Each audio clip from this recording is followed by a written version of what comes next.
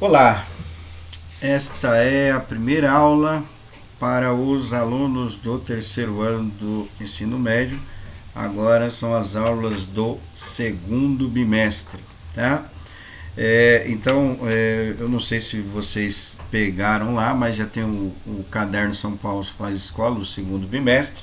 Cuidado, tá que alguns alunos estão pegando, não sei se estão entregando, estão pegando. Eu acredito que quem está entregando tem a a maior culpa, né? Cuidado para não pegar o caderno errado, né? O do segundo bimestre.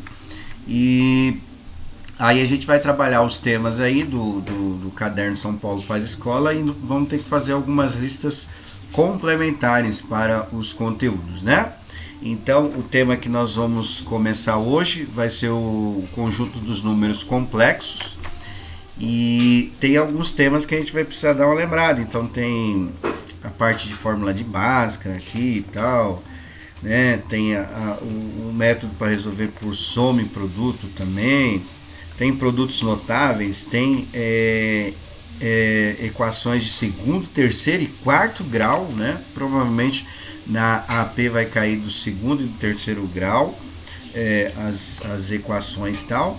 E a parte de polinômios também, que nós precisamos lembrar as operações de polinômios, né? Como polinômios, para quem não lembra, são expressões algébricas, né? É mais ou menos a equação, só que ele não tem uma igualdade, ou seja, você vai só operar as letras, mas você não vai chegar numa igualdade. Por exemplo, calcular quanto vale x, quanto vale y, mais ou menos igual que a gente estava fazendo anteriormente na parte das equações, né? Então esses são os temas. Então são números complexos e equações, né? Equações polinomiais que são chamados e as operações com polinômios. Esses são os temas aí. Aí, paralelo a isso, nós vamos dar uma lembrada no que é chamado de geometria espacial, que tem a ver com as características da geometria plana, e a gente vai aplicar para poder entender os temas da geometria espacial. Então, por exemplo, só adiantando um pouquinho bem rapidamente, bem sucinto, que essa primeira parte é a introdução, né? Então eu tenho o quadrado, ele tem as características lá do quadrado.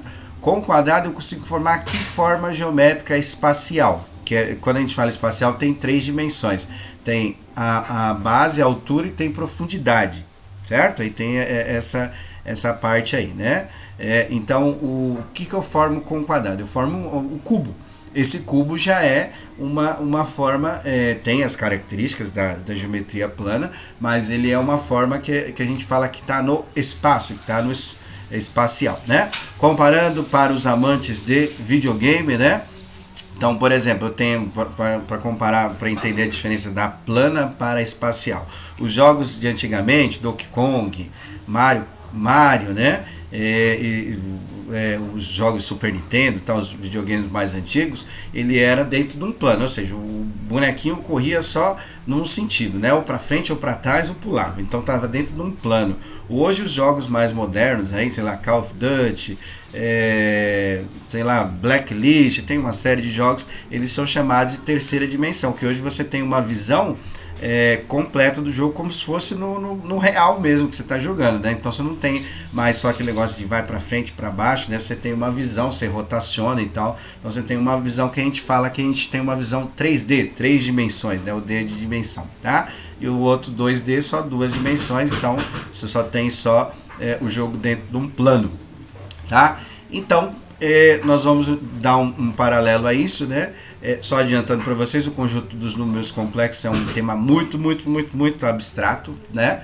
Então aí a gente vai estudar ele e paralelo a isso nós vamos fazer na parte de geometria espacial, que é um tema que não cai, despenca no Enem, né? Então a gente vai fazer e tem aquela prova da AD, também ADI, também que era semestral, não sei como é que vai estar agora, né? Mas ela tinha alguns temas também, né, sobre isso, tá? Então, vamos lá. Da geometria nós vamos estudar cubo, paralelepípedo, esses são os principais, tem que saber para o Enem e tal, e dos chamados corpos redondos, né? Sem piadas, com ionho, esse tipo de coisa. A esfera, o cone e o cilindro. Esses são os principais, né? E talvez eu coloque algumas outras coisas, mas pensando no Enem, esses são os temas principais. Cai esses temas na ETEC? Não costuma cair. A não ser o cilindro costuma cair algumas questões assim, mas é raro cair. Mas a parte de equações, né, caiu, por incrível que pareça, não cai no Enem, mas caiu no Enem, na ETEC, uma questão de equações polinomiais de terceiro grau. Aí eu achei estranho cair, mas bom, é bom, aí a gente vai vendo, aí vai comparando esse tipo de coisa. Bom, então vamos lá. Números complexos, tá? Então eu vou dar um apanhado geral sobre os conjuntos dos números para a gente entender qual o contexto básico, tá? É um aspecto histórico mais superficial de como que surgiu os números conhecidos como números complexos, tá? Bom, então eu coloquei aí todos os conjuntos dos números para a gente poder dar uma lembrada e entender qual contexto que cai o número complexo, que é o conjunto, vamos dizer assim, mais completo aí dos valores, tá? Então, os números reais, que é o primeiro lá, ele envolve todos os números, né, naturais, inteiros, racionais e irracionais. Então, só para lembrar, os de baixo, os naturais. Naturais surgiram, como o próprio nome diz, naturalmente, né? Com a necessidade do homem poder contar as coisas. Então, a menor quantidade que eu posso ter de alguma coisa é zero, certo? E a maior quantidade é 1. Alguns alunos, até alguns professores, falam os números complexos, não complexos, os números naturais vai de 0 a 9. Não é de 0 a 9, tá? Pode ser 10, pode ser 1 milhão e tal, igual eu costumo dar um exemplo de caneta, né? Caneta eu posso ter uma, posso ter 10, ou se eu tenho uma fábrica, eu tenho 1 milhão de canetas, então é quantidade, tá? Então tá lá os números naturais representados pela letra N. Depois, com a relação do comércio, o homem teve dificuldade de representar dívida, certo? Então tinha a quantidade, aí, por exemplo, eu estou devendo 3 para uma pessoa. No conjunto dos números naturais não é possível fazer essa operação. Aí vem o número inteiro, usada a palavra Z. Provavelmente, que é uma coisa muito antiga, tá? Mas provavelmente foi um alemão que descobriu isso aí, porque se você for procurar na língua alemã a definição de número é Zaul, né? É Z-A-U-L. E aí esse Z provavelmente é por conta disso, tá? E aí eu consigo representar os números naturais, são todos os positivos, mais o zero, e os números negativos também, para representação de comércio, provavelmente foi essa a origem. Aí o que aconteceu? Na parte da divisão, a gente não conseguia representar os números compostos que hoje a gente conhece com casas decimais. Então tem alguns exemplos que eu coloquei lá, 0,5, né? No caso das frações e tal, das dízimas, e os números chamados mistos, né? Esses números mistos, eles são compostos por uma parte inteira e uma parte fracionária, tá? Então é 5, 3 sobre 2, não é? Aí é uma parte inteira e uma parte fracionária. Então a palavra que é abreviação de quociente, porque toda vez que eu divido dois números, o resultado dessa divisão é chamado de quociente. Então são chamados de números racionais. Então basicamente os números racionais são os números que eu represento na forma de A sobre B, forma de fração, tá? Os números naturais e os números inteiros podem ser representados. A fração, por exemplo, 2 sobre 1, eu pego 2 dividido por 1, dá 2. É uma fração também, só que dá um resultado inteiro, certo? Aí, no caso desses números, tranquilo, aí estão os números racionais. Aí veio os chamados números irracionais. O que seriam números irracionais? Esses números irracionais, eles não têm uma razão de ser. A razão, no sentido da matemática, eu sei que tem da filosofia e tal, mas da matemática é quando eu divido dois números, esse resultado a gente chama de razão, não é? E esses irracionais, eles não têm um número decimal, igual esse aí, 1, 2, 3, 4, 5, 5, 5, né? A gente não consegue representar ele numa forma de fração. Esse é o contexto do número racional. Aí tem as raízes que não são exatas, né? As raízes de 2, de 3, de 5, esses números também, eles são chamados de números irracionais, eu não consigo representá-los em forma de fração, forma de A sobre B. E aí, para representar todos os números, ou seja, envolvendo os números racionais, que entra os inteiros e os naturais, e os números irracionais, que está do lado um do outro, a gente fala dos números reais, que envolve todos esses tipos de números, certo? Até aí, tranquilo, é só revisão. Aí entra os números que são chamados de números complexos. Por quê? Quando a gente, principalmente quando a gente está fazendo Bhaskara, a gente vai dar até uma lembrada também na fórmula de Bhaskara, a gente tem aquele tipo de raiz que está ali, ó, raiz quadrada com número negativo. Como que a gente calcula isso daí? Então, geralmente a gente não faz. No conjunto dos números reais não tem nenhuma operação que eu consiga fazer, desculpa, com o número com a raiz negativa, certo? Então aí, nesse contexto, dois caras que ele vai falar aí na apostila, eles criaram as operações para resolver os números com raiz negativa. Na verdade, assim, né, eu vou falar assim, a minha visão, é uma meia gambiarra aí que os caras fizeram e tal, para poder ter uma resposta que, na verdade, a gente não sabe qual que é, mas aí tem o contexto que eles chamam de unidade imaginária. Eu vou tentar explicar para vocês. Ó, eu coloquei um exemplo aqui, raiz de menos 4. Tá? A raiz de 4 dá 2. Então, se eu faço 2 vezes 2 dá 4, menos 2 que multiplica menos 2 também dá 4 positivo. Então, não existe nenhum número real que eu faça elevado ao quadrado e que dá menos 4. Aí, qual foi a gambiarra que esses caras fizeram? Eles separaram isso aqui, ó. O que é 4? É 4 que multiplica menos 1, não é isso? 4 vezes menos 1 volta lá no menos 4. Aí a gente usa a propriedade de multiplicação de radical para separar essas duas raízes, separar a raiz do número positivo e do número negativo. Então ficaria algo mais ou menos assim, tá vendo? Então se eu multiplicar esses dois radicais, né, o radical por causa da raiz, ele volta no de cima lá. Então a raiz de 4 positivo a gente sabe o número, a raiz de menos 1 não se tem ideia desse número que é. Então, ficaria mais ou menos assim, ó, tá vendo? Raiz de 4 dá 2, então ficaria 2 que multiplica a raiz de menos 1. Aí que veio a gambiarra dessa bagaça aí. Como a gente não sabe, até na calculadora vocês a maioria dá erro, tá?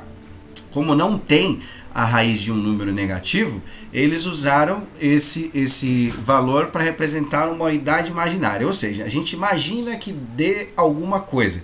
Não sabemos quanto que vai dar, mas a gente imagina que tem alguma coisa. Aí eles criaram o que é chamado de unidade imaginária, representada pela letra I. Aí todos os cálculos dos números complexos se desenvolvem nessa unidade imaginária. Ou seja, aquela raiz de menos 1 vai dar um número que a gente não sabe qual que é, e aí usa-se a letra para representar, né, em matemática, quando a gente não sabe o número, e aí usa esse 2 que é a raiz de 4, e esse I, que é a unidade imaginária. Então todos os números complexos vai se basear nessa operação de esse número imaginário que representa, no caso, a raiz de menos 1, no caso de um número negativo, certo? Então, inicialmente é isso aí, tá? Vai entrar essa unidade imaginária. Quanto vale esse I? Esse I imagina que é alguma coisa. Quanto que dá? Ninguém sabe, até hoje ninguém tem essa resposta. Então aí tem esse contexto dos números chamados de números imaginários, né? Então é essa a ideia. Tudo desenvolve a partir dessas raízes de números negativos, certo? Aí eu coloquei lá o I, que é a abreviação de imaginário, igual a raiz de menos 1, tá? Bom, aí eu projetei aqui o da apostila para falar dos camaradas que criaram essa ideia. Os números complexos, deixa eu dar uma olhada aqui, tem bastante coisa. Ele vai até a página 13, tá? A gente vai fazendo mais ou menos do mesmo jeito. Não sei se a gente vai fazer todos, tá? Mas como tem 16 questões, antigamente, só curiosidade, a primeira vez que eu passo números complexos na escola pública, né? Eu nunca passei. No particular a gente trabalhava tal, mas a gente sempre deixava meio de lado, porque é um tema um pouco complicado e geralmente não dava muito tempo de passar esses conteúdos, né? Então a gente acabava deixando meio de lado, mas como eu acredito que você vê que eu acertei cheio, né? A prova da AP, né? Foi todo o conteúdo lá, a gente acertou em cheio. E aí, como não tem ainda, eu creio que vai ter alguns temas a mais, que geralmente caia 2 questões. Então, de 12, né? 2 aí não fazia muita diferença. Só que agora são 16, eu creio que vai cair mais algumas da AP sobre os números complexos. No Enem, não costuma cair, tá? É só para critério de curiosidade. Bom, então os estudos de números complexos foi desenvolvido por 2 matemáticos, o italiano Giorlemano Cardano né? E o outro, o chamado Fred Gauss, esse daí ele desenvolveu, eu não sei se vocês lembram, né? Desenvolveu a fórmula da soma da PA, né? Aquela fórmula lá que a gente faz para fazer a soma de termos no APA, ele também desenvolveu.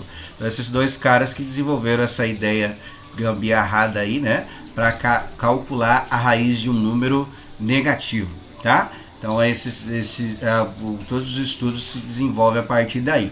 E aí tem também, lógico, tem todos os cálculos, né, de equação, trigonometria, álgebra e tal, envolvendo raiz com números negativos. E aí tem essa expressão i elevado a 2 igual a menos 1, que eu já explico para vocês, porque aqui na apostila tá muito complicado. Aí eu vou explicar para vocês de outra maneira, vocês arrumam aí do lado. Então ele está falando das operações, né? Dos números complexos, adição, multiplicação e tal, para poder chegar nesse i elevado a 2. Mas eu fiz desta maneira aqui, ó, tá? Só uma parte importante, geralmente o número nessa parte aí, vocês grifam aqui, ó, do x é a parte inteira e esse ix y é a parte imaginária. Por exemplo, geralmente vem assim, 2 mais 3i. Por exemplo, tá? Então o número complexo geralmente ele tem essa estrutura, uma parte real, vamos dizer assim, inteira, né? E uma parte imaginária, tá? Então grifa aí, né, nessa parte aí que ele está colocando. E aí o que eu vou fazer para vocês? Ó, tem uma parte aí que eu achei bem difícil de entender. Eu achei, imagina vocês, né? Então o que acontece? A gente tirou que aquela unidade imaginária é igual a raiz de menos 1. Esse número não tem, né? Então a gente imagina que é alguma coisa, certo? O que a gente faz? Para chegar naquele i ao quadrado, basta elevar os dois ao quadrado, certo? Então, tanto i quanto a raiz de menos 1. O que acontece? A gente, como é a operação contrária, a gente cancela, né, a potência com a raiz, então eu chego que i ao quadrado é igual a menos 1, tá? Eu achei mais fácil assim, né? Então, também alguns contextos aí dessa unidade imaginária vai ser desenvolvido através da raiz de menos 1 ou o i ao elevado à segunda potência, que dá o menos 1 aí, porque a gente cancela, né, potência quadrado com a potência, acabou, cancela tudo aí, sobra só o menos 1, tudo bem? Então marca aí essa parte aí também da apostila. E aí ele deu um probleminha, né? Por isso que aí a gente vai ter que dar uma lembrada para entender esse problema que ele falou aí. A gente vai ter que dar uma lembrada. Tem até a resolução dele, né? Para aplicar o conceito dos números imaginários, né? Que é dentro dos números complexos. Aí ele deu esse problema aí, ó. O marceneiro quer construir duas caixas. Uma numa forma de cubo de aresta x, aresta é a medida do lado, tá? Outra em forma de paralelepípedo, né? Não sei quem mora no Recanto, você deve ter visto essa pedra aí, né? É como se fosse uma caixa de sapato, alguma coisa assim. Com base retangular, medidas de 5 dm e 3 e 5 dm, né? Eu já explico essas medidas. Não é comum, a gente usa metros, né? Mas isso é equivalente a 10 metros, né? Mas eu já explico com mais detalhes nas outras aulas. Mas vamos ler aí. Aí ele fala que a altura é igual ao dobro do cubo. O valor de x deve ser escolhido de tal forma que o volume do cubo seja 4 dm cúbicos. Para a maior parte maior do que o paralelepípedo. Então esse é um probleminha que tem aí que vai ser estabelecido para chegar nas equações, e para resolução a gente precisa saber o que é chamado de números complexos. Então, antes de explicar esse problema, eu vou dar uma lembrada na parte de geometria espacial, para vocês lembrarem. Aqui falou de parte de volume, falou algumas medidas aí. Eu creio que vocês não devem lembrar algumas coisas aí, né? Estuda um pouquinho no fundamental, e no segundo ano geralmente estuda, mas nunca dá tempo de passar, então eu geralmente passo no terceiro, né, para complementar essa parte aí, tá?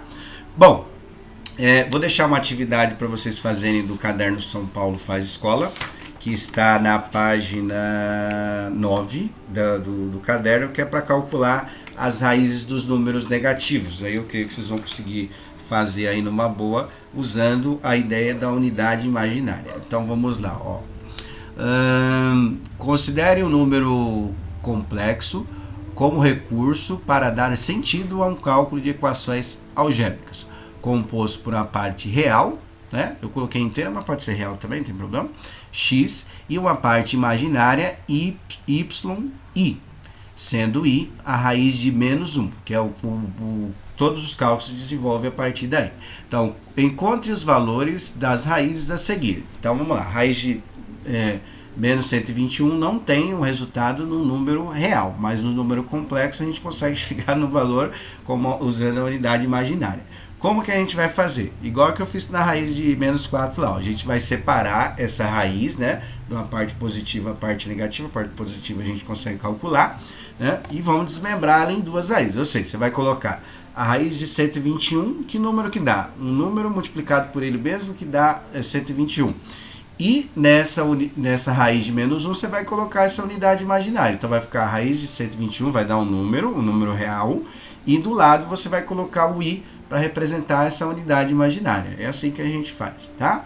Aí no segundo, ó, olha lá, menos 16. Então eu vou separar 16 vezes menos 1 e calcular as duas raízes separadas. A raiz de 16 a gente sabe que dá um número inteiro. A raiz de menos 1 usa a unidade imaginária, tá? Mesma coisa, 49 vezes menos 1, certo? Então separa as duas raízes, raiz de 49 quanto que dá, e no lugar de menos 1 a gente coloca a raiz de menos 1, coloca a unidade imaginária. E por último, a raiz de menos 25, né? Então separa as duas, lá igual a gente fez, aí calcula a raiz de 25, que tem um número real, né?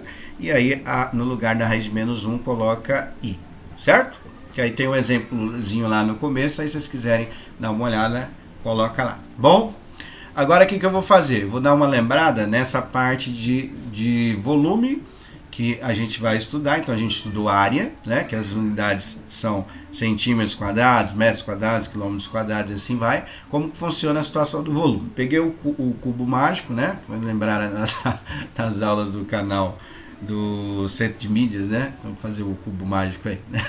Então, assim, a ideia aí é perguntar quantos cubos menores que eu consigo fazer dentro desse cubo mágico aí, certo?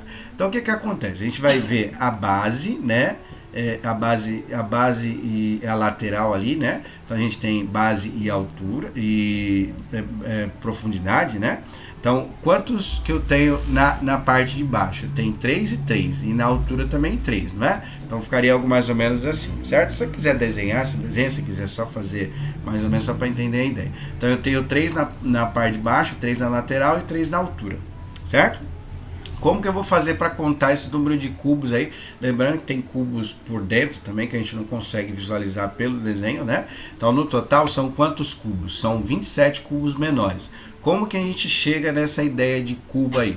A gente faz a base, né, 3 por 3, e os andares que tem aí. Então multiplica tudo aí, né, para poder calcular. Então 3 vezes 3 vezes 3 é igual a 27. Então aquele desenho tem 27 cubos menores, tá? Então aí a noção de volume vem dessa ideia de preencher as formas geométricas espaciais em cubos. Por isso que nós usamos essas unidades. A gente usa centímetros cúbicos e metros cúbicos. Que lembra do contexto de área? A área a gente coloca metros quadrados, que é quantos quadrados eu consigo colocar numa superfície.